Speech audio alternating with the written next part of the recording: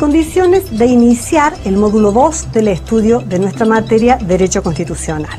Para eso es importante que podamos repasar lo que es el objetivo general de la materia en su conjunto. Hemos quedado que vamos a tratar de aprender el proceso de formación de la Constitución Nacional y del derecho constitucional. Vamos a tratar de visualizar la Constitución Nacional como la norma jurídica base o fundamental en nuestro sistema jurídico. Vamos a derivar de la Constitución Nacional el resto de las normas y principios que van conformando el orden jurídico del Estado. Vamos a afirmar a la Constitución como la máxima garantía del efectivo goce de los derechos humanos para todos los habitantes.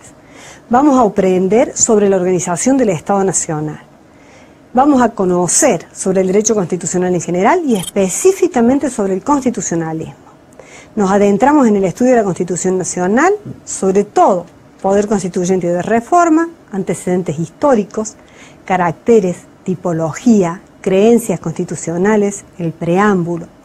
Vamos a explayarnos sobre supremacía constitucional y control de constitucionalidad, el Estado argentino, el sistema de Estado federal argentino, el sistema financiero.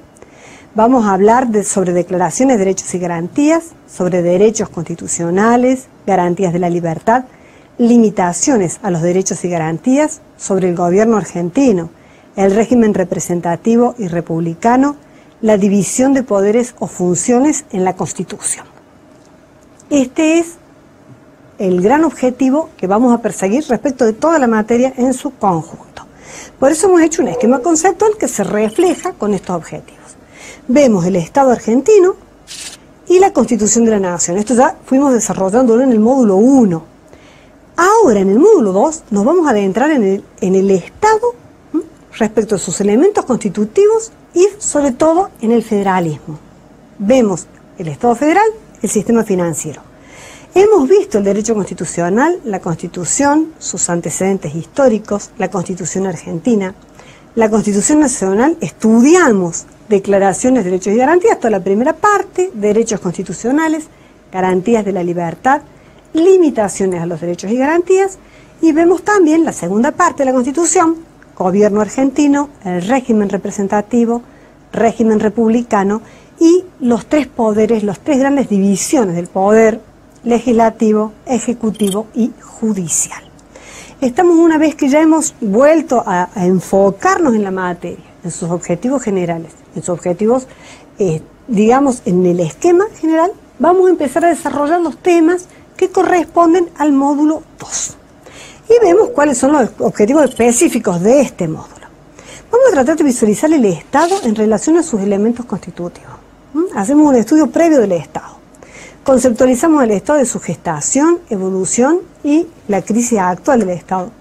Vamos a tratar de comprender cuáles son sus elementos constitutivos y su interacción. Distinguimos el concepto de soberanía y autonomía. Vamos a captar el funcionamiento de la estructura federal del Estado argentino. Visualizamos la organización federal formal y debemos advertir su falta de concreción. Buscamos las causas del fracaso del federalismo argentino y su consecuencia en el desigual desarrollo del país.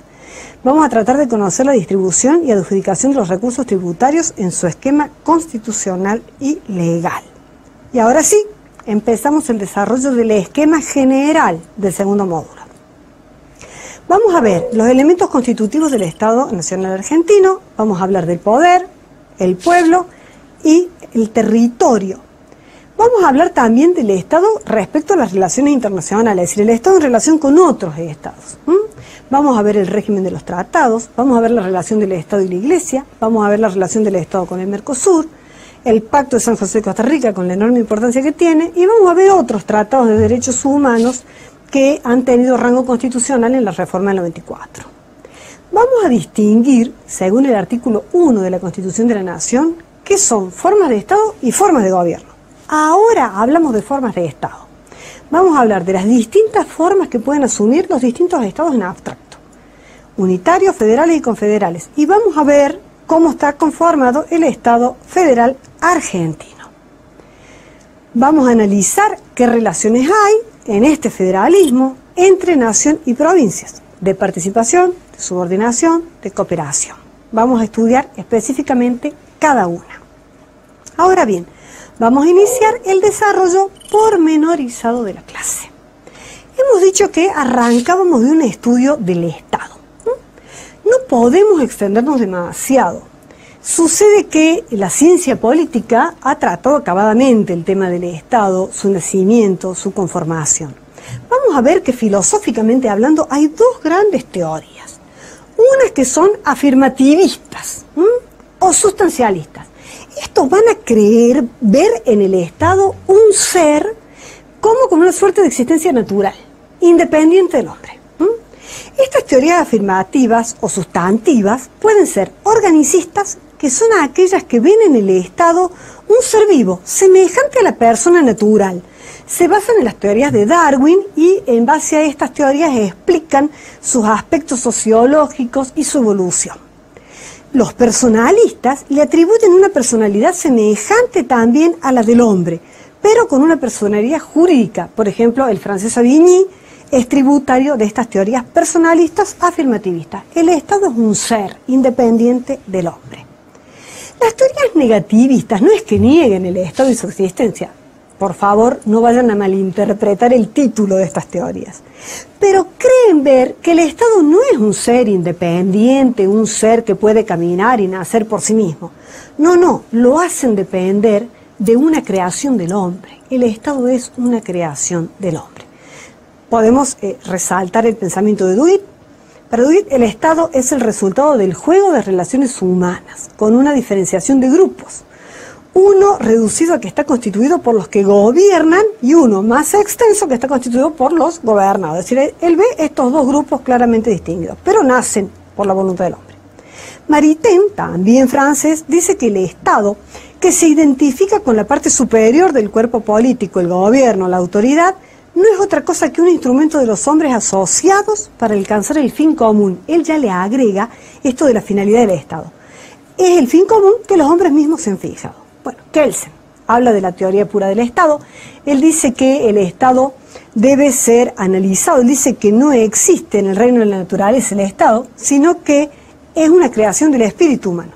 Considera que no es otra cosa que un sistema de normas y Kelsen identifica Estado con derecho.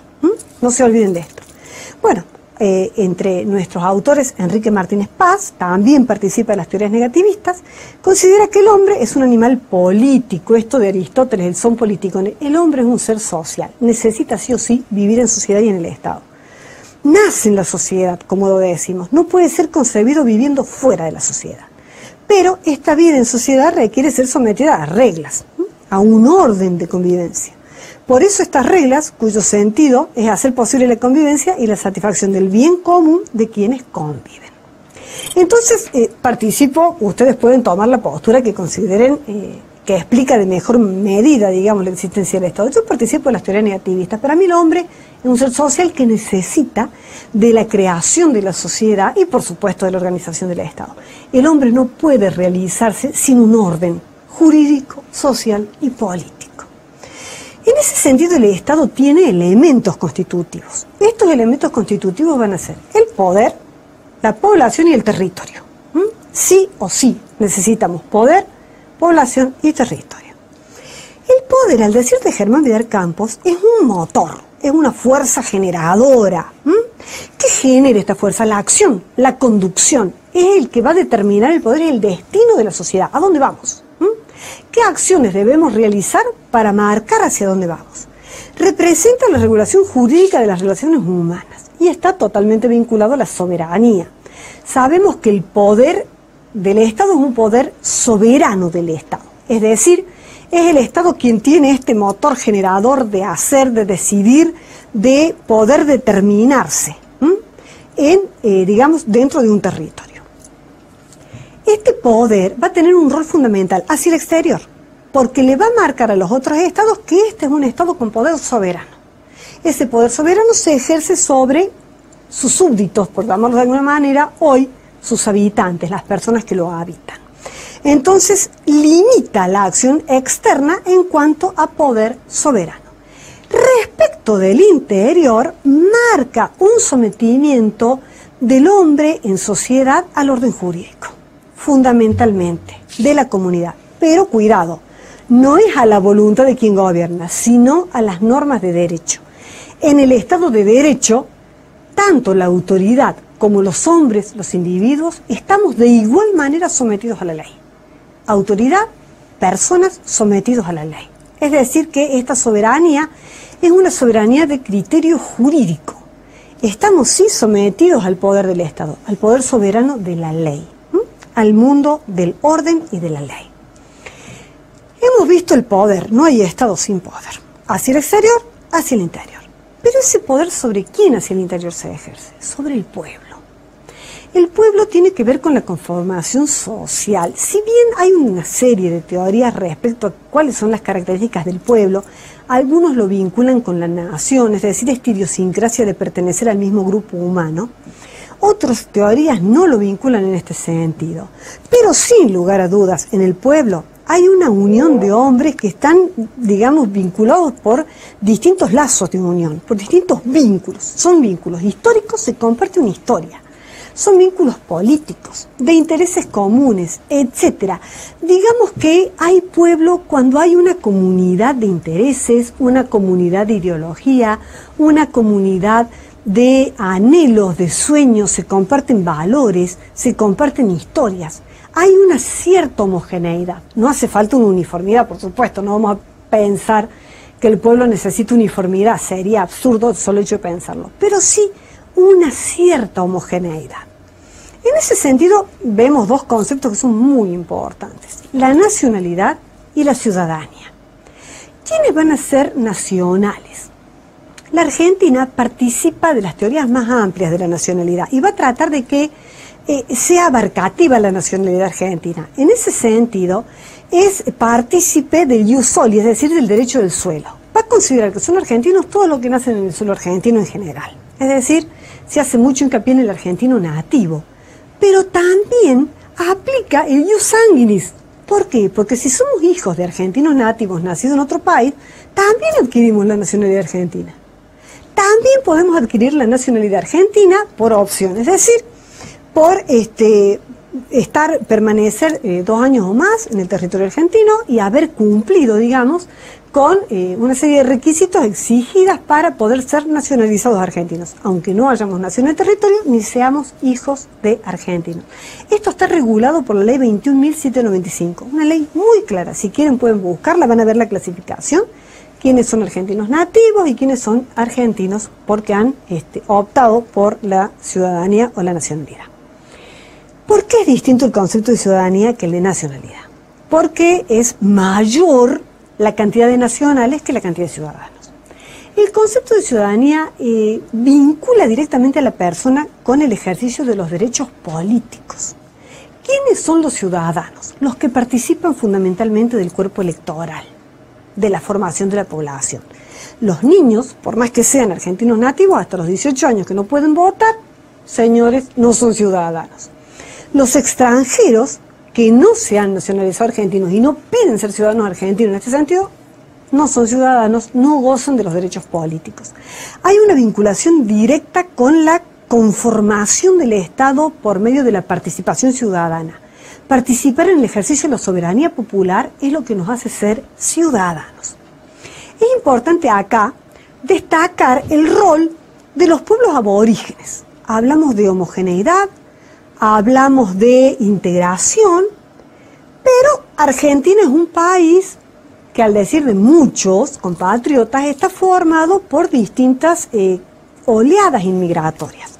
Desde 1889 en adelante ha habido varias etapas de inmigración, fundamentalmente europea, hasta la década del 90, inmigración de países limítrofes que han ido conformando la población del Estado. Pero había pueblos originarios antes de la colonización. Estos pueblos originarios fueron tratados de diversa manera.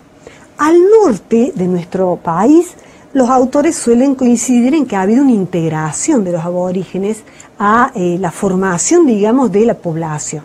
Pero al sur, después de la campaña del desierto de 1880, prácticamente se combate al aborigen y algunos autores han calificado la campaña del desierto como un verdadero genocidio.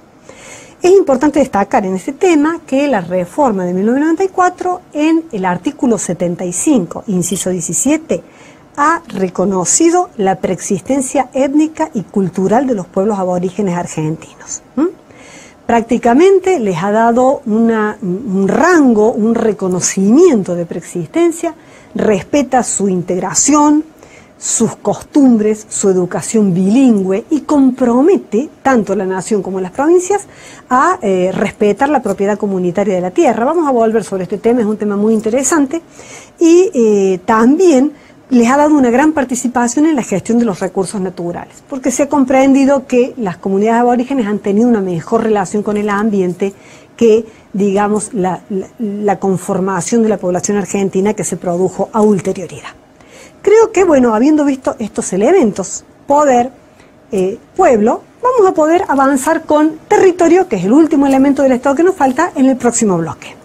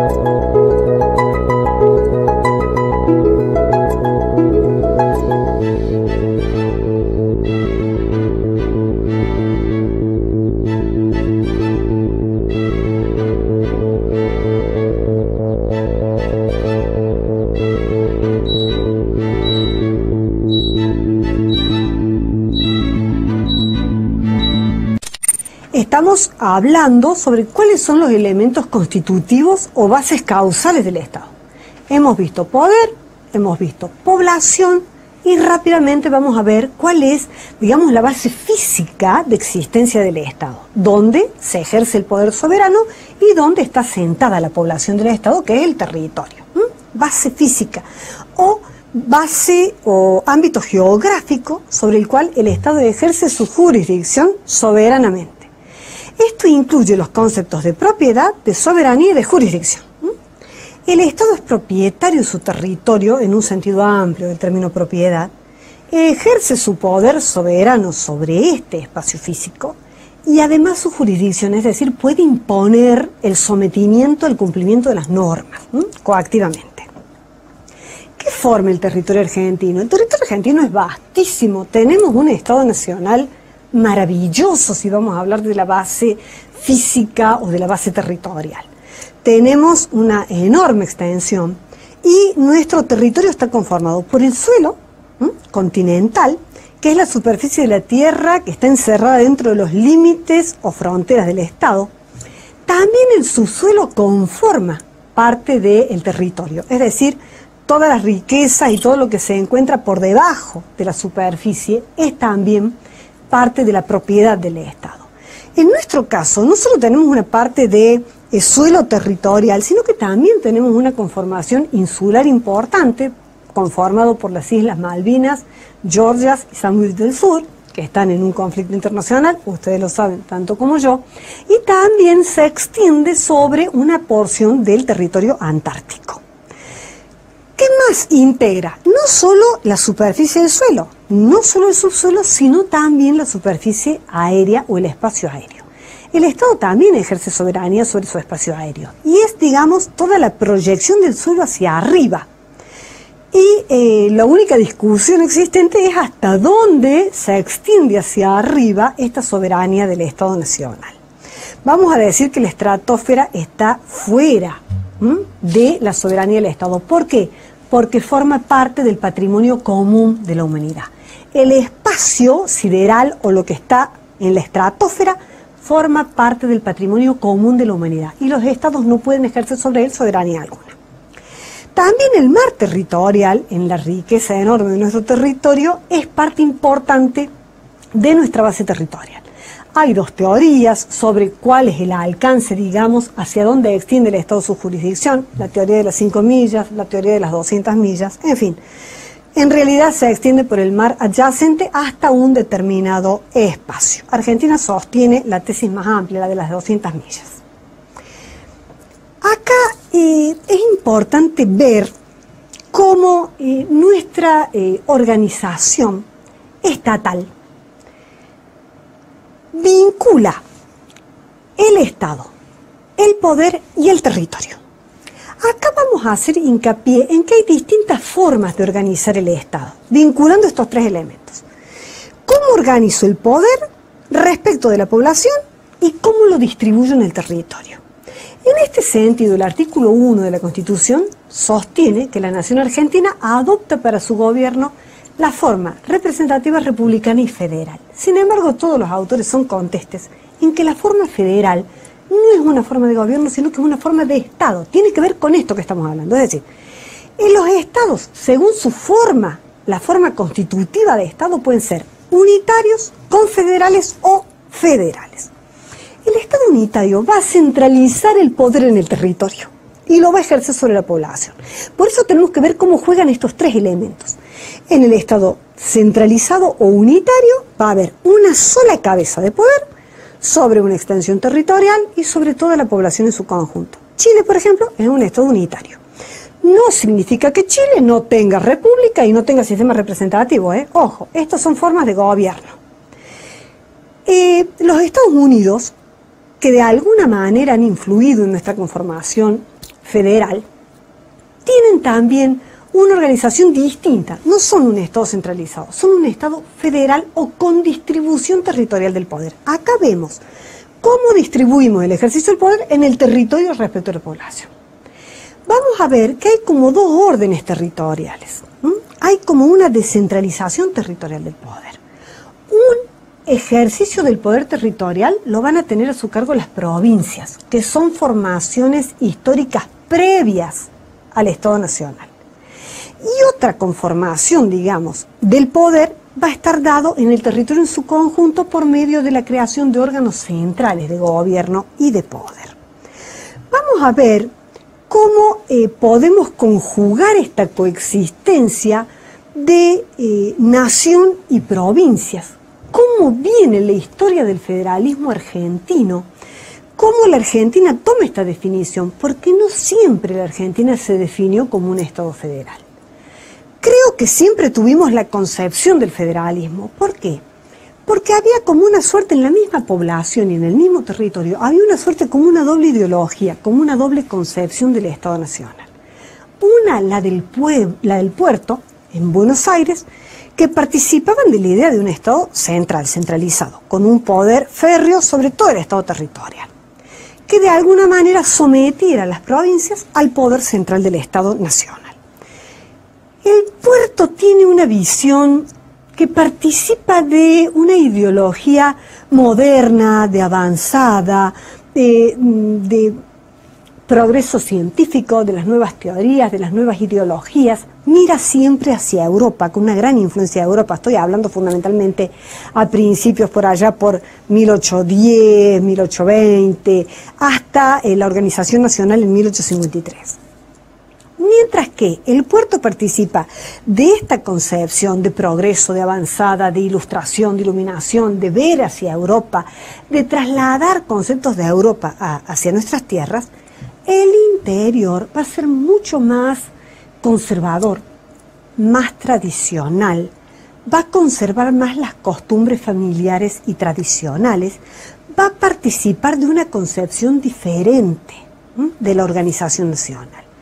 Cada provincia tiene su propia autopercepción. Cada provincia tiene su conformación, cada provincia tiene su población, cada provincia tiene una historia. Y esa historia provincial se va a ir entrelazando sin que en ningún momento cada provincia pierda su identidad. Estas dos concepciones se van a enfrentar entre unitarios o centralistas y federales.